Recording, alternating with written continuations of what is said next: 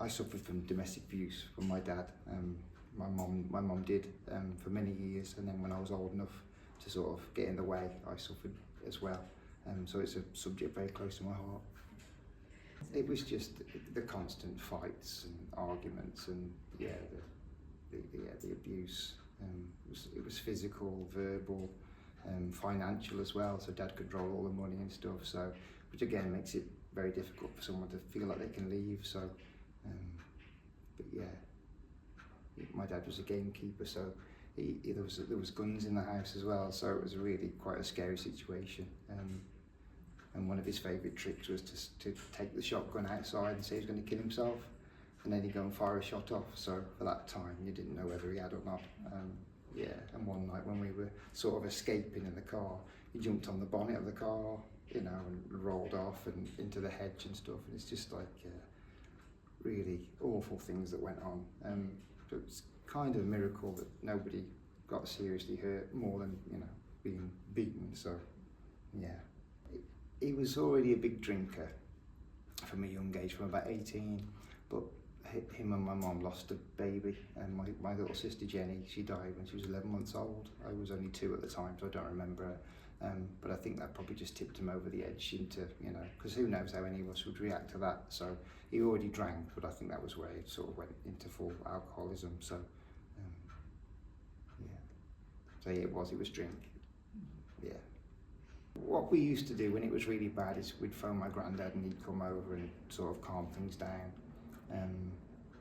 But yeah, it just over time really. I mean, even though they were living in the same house for many years, I remember that they weren't sharing a bedroom. My mum was in the room with my sister, and we had like 2 lounges downstairs, and we didn't spend time in the same room. So for a long time, it was a strange existence really.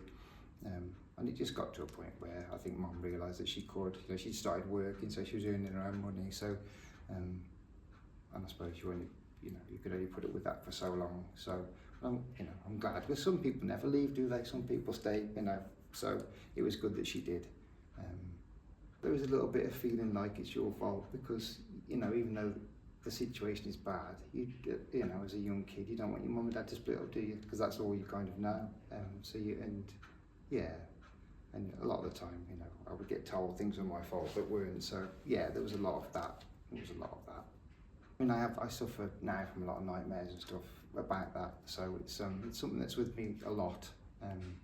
But as a dad of 4 daughters, in a way, I've got a lot to thank him for because I do the complete opposite. So I spent my whole life trying to be the opposite of him. So my girls have got a really, good family environment, and they're really happy and safe. So I did cry when I found out he died, but I think even though he was not a good dad, he was still 50% of the reason I'm on the planet. So it was still upsetting, and I think it's upsetting for what could have been and the life that we should have had really, or could have had. I got to my sort of late teens, early 20s, and realised if I didn't start talking about what I'd been through, I might not still be around for very long. So unless you've experienced it, I don't think you can really understand, even if you watch programs or films about it, how bad it is, how awful it is, and how scary it is, and how you feel for your life really, and also how difficult it is for people to leave. Because people I'm experiencing, you should just get out, you should just leave. It's really hard, it's really difficult to do that. So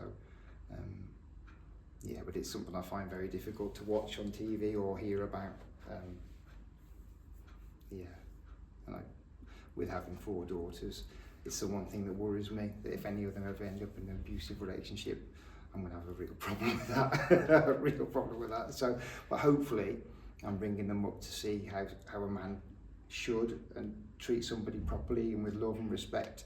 And so hopefully they'll never put up with anything other than that. So that's my hope anyway.